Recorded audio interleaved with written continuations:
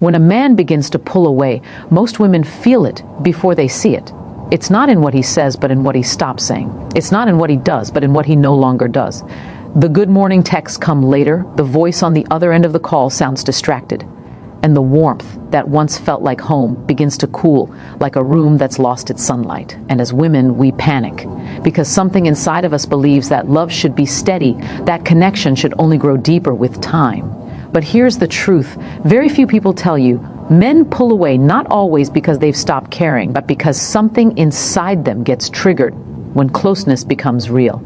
You see, in the beginning, a man is drawn to the chase, to the discovery, to the unfolding mystery of you. In those early stages, everything feels light, playful, full of possibility. There's no pressure, no expectation, only the thrill of pursuit. But as the relationship deepens, a new energy enters the space. Vulnerability, and vulnerability for many men is the most uncomfortable state of being. Society has conditioned men to equate emotional openness with weakness. From a young age, they're told to man up, to stay strong, to never show fear, doubt, or need. So when intimacy begins to strip away their armor, they feel exposed. And when they feel exposed, they retreat. It's not always about you. It's about the battle between who they think they're supposed to be and who they're becoming in your presence.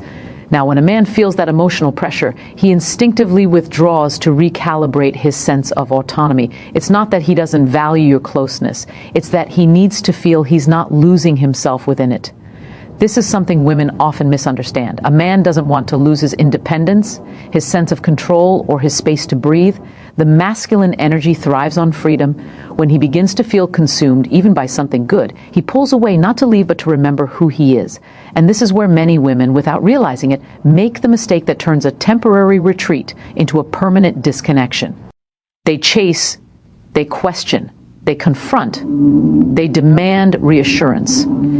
But the more you try to pull him closer when he's trying to breathe, the further he'll drift. Jessica Opare would tell you, when a man pulls away, your power is in your stillness. It's not in the text you send or the words you speak. It's in the energy you hold. Because if a man feels that your world collapses when he withdraws, he subconsciously learns that your emotional balance depends on him. And nothing makes a man retreat faster than the weight of responsibility for your happiness. When he senses that being with you means losing his sense of peace, he begins to associate love with burden. That's why your calm, your silence, your ability to maintain your own rhythm is what silently draws him back. It communicates that your love is not a cage, it's a choice. Now let's go deeper.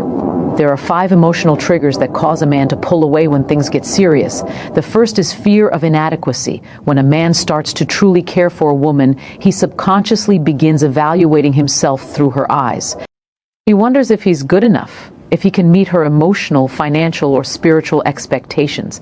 The deeper the connection, the louder that inner voice becomes. If he doubts his worthiness, he'll create distance to avoid the possibility of failure. It's not rejection of you. It's self-protection from the pain of not being enough. Many women misinterpret this as disinterest, but often it's insecurity.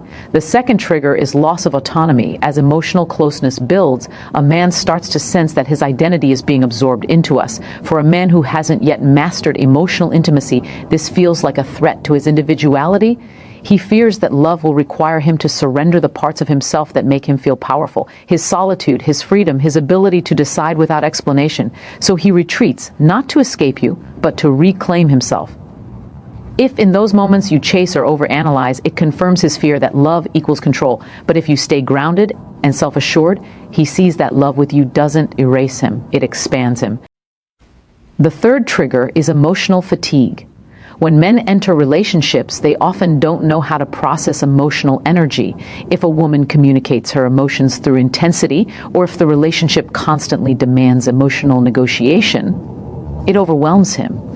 Remember, most men were not raised to navigate emotional complexity. They were raised to solve problems. So when they can't fix what you're feeling, they withdraw to avoid failure. They don't know that sometimes you don't want fixing, you want presence. But to a man, presence without solution feels like helplessness, and helplessness feels like inadequacy. So he retreats to the only place he feels competent: silence.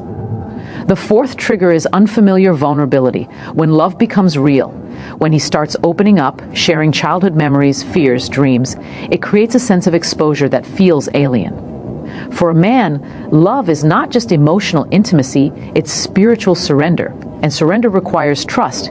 If he hasn't yet learned to feel safe in emotional openness, he'll pull away to regain equilibrium.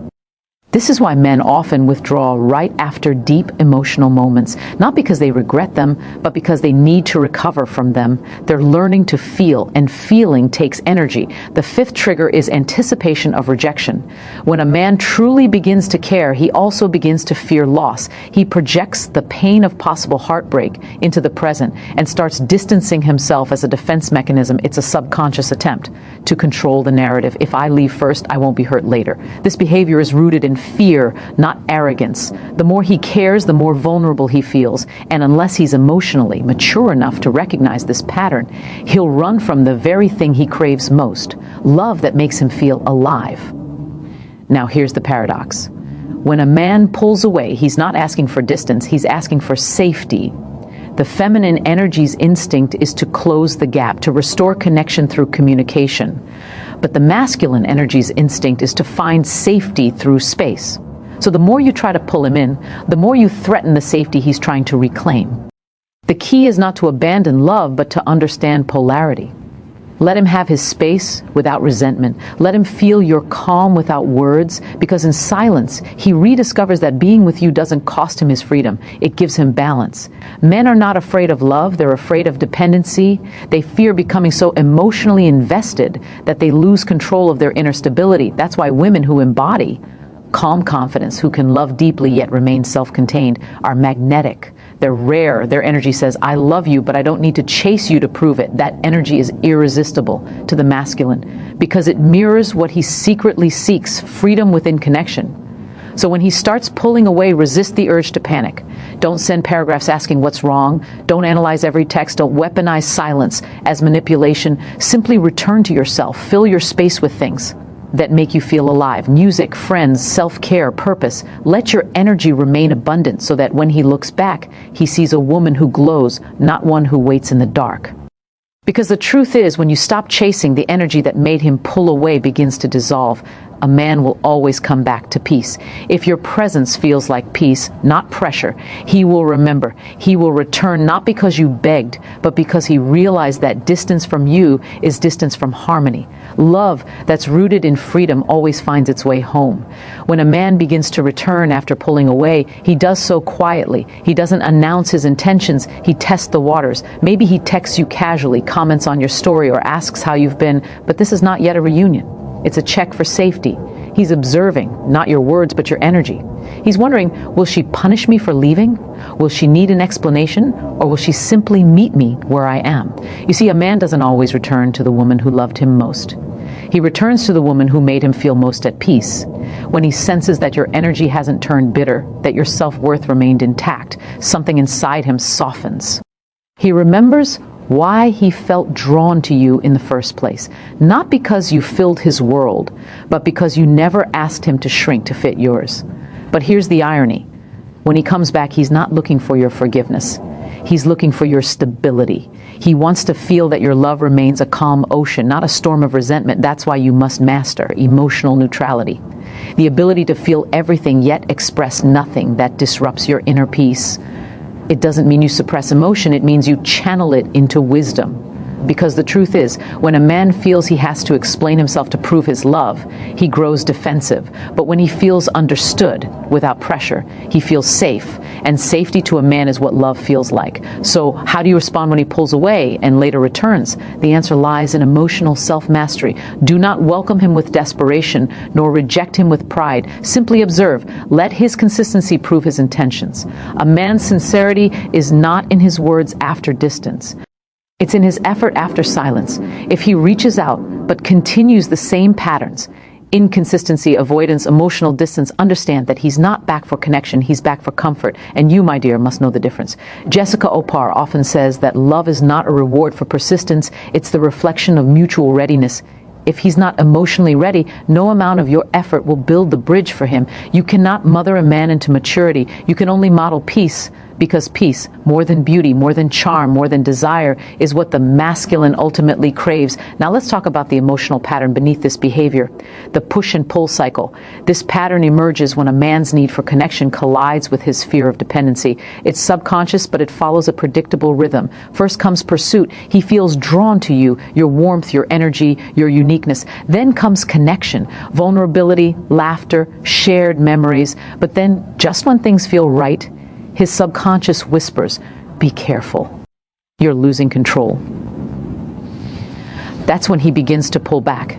He distances himself to regain the illusion of control, but that distance only breeds loneliness, and loneliness reminds him of what he's missing, your presence. So he returns, not because he's changed, but because the cycle demands it. The tragedy is that many women confuse this cycle for passion. They mistake inconsistency for intensity. They think the highs feel so high because the lows are so low, but what they're really experiencing is emotional anxiety, not connection. You can't build peace with someone who confuses closeness with captivity. So when he returns, you must not reward inconsistency with instant access. Emotional boundaries are not punishment, they are protection. Here's how you maintain that balance. Not to manipulate, but to preserve your peace. First, when he withdraws, you hold space for yourself. You don't fill the silence with overthinking, you fill it with purpose. You continue your life as though love never paused it. When he reappears, you don't greet him with emotional debt. You greet him with calm curiosity. Ask yourself, is this man returning to build or to borrow? Borrowers come to take energy, attention, affection, validation. Builders come to invest, effort, consistency, time. If he's a builder, his actions will show continuity. If he's a borrower, his pattern will repeat. Men test women energetically before they test them emotionally. When he returns, he might test your emotional temperature. Say something triggering, recall an old argument, or act detached, just to see how you'll react. Don't feed the test. Smile, stay centered, respond without defensiveness. Because the moment you overreact, he subconsciously confirms his belief that emotional closeness equals loss of peace. But when you respond with serenity, he realizes that intimacy with you feels like freedom, not confinement. And that, my dear, is the quiet turning point where emotional maturity begins. Now, let's explore the feminine side of this dynamic, why his withdrawal hurts so deeply. When a woman loves, she invests her emotional energy completely. Her mind, her body, her spirit align with nurturing. So when a man retreats, it creates an energetic vacuum. It's not just that he's gone, it's that her giving has nowhere to go. The feminine essence is giving by nature, and when it cannot give, it feels purposeless. But this is the spiritual test. To learn that love does not disappear when it has no receiver. It becomes self-love when it has no outlet. The love you once poured into him can be redirected into your growth, your body, your purpose. That redirection doesn't just heal you, it transforms your frequency. Men feel energy before they feel words. When your energy becomes whole again, he senses it, even from afar. He feels that the woman who once reached now radiates. And that shift changes everything. A woman who radiates rather than reaches is magnetic. Her energy says, I'm full, not empty. I'm open, but I'm not waiting. That is the energy of self-worth. And that is the energy that either draws a man back matured or attracts a better one entirely. But remember, when he returns, do not let nostalgia override discernment. The version of him you miss may no longer exist. Love who he is now, not who he was then. If he comes back seeking peace, meet him with grace. If he comes back seeking comfort, wish him well and close the door. Because the more you entertain inconsistency, the more you teach your soul to tolerate uncertainty. The true power of a woman lies not in how she wins a man back, but in how she holds her peace when he leaves. Because when you can love without attachment, you become untouchable. You learn that love is not about possession. It's about presence. When he's with you, you're whole. When he's gone, you're still whole. That's what draws a man back. The realization that your love never depended on his presence to feel complete. Men pull away after things get serious, not because they want to end the connection, but because they're learning how to balance freedom with intimacy, and most have never been taught how. You become his teacher, not through lectures or ultimatums, but through embodiment, showing him that love and independence can coexist. Show him that you don't need him to complete you. but that his presence amplifies your joy. That kind of woman terrifies and captivates at the same time because she cannot be controlled, only cherished. So when he withdraws, don't take it personally. Don't assume it's a rejection. See it as a mirror of his growth stage. The right man won't pull away forever. He'll evolve through the space. The wrong one will remain lost in it. And your role is not to chase either. It's to remain centered, radiant, receptive, trusting that what is meant for your peace will never require you to lose yourself. When a man finally begins to understand the depth of the woman he has, a quiet fear often sets in. It's the fear of truly being seen. You see, love, when it matures, becomes a mirror. It reflects not just the beautiful parts, but the hidden insecurities, the unhealed wounds, the shadows he's carried for years. And many men, when faced with a woman who sees through them, not the image they project, but the truth they conceal, instinctively retreat. It's not that he doesn't love her.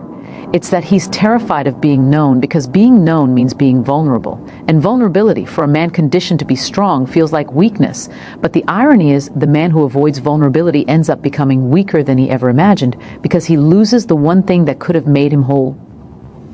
When he pulls away, what he's truly doing is seeking refuge from his own reflection. He steps back, not to analyze you, but to reassert his identity outside of the relationship. He needs to feel capable, autonomous, and grounded before he can handle the weight of deep emotional intimacy. But here's the danger. If a woman misreads his silence as rejection and reacts from fear, she unintentionally confirms his worst belief that closeness means chaos. This is why the most powerful thing a woman can do in that moment is remain emotionally still, not cold, not distant, just still. Stillness tells him, I am not your storm, I am your peace. Come back when you're ready to stop running. Jessica Opare often says, men are not looking for women who chase them. They are drawn to women who understand rhythm. Love has its natural rhythm, connection, space, reconnection. But most people panic during the space, thinking it means something is breaking, when, in truth, the space is what strengthens the bond. A man cannot miss what never left. When you hold your energy instead of scattering it through panic or over-explanation, he begins to feel your absence not as punishment, but as clarity. He realizes that the world outside your energy feels dull, that his peace doesn't live in solitude, it lives in your balance.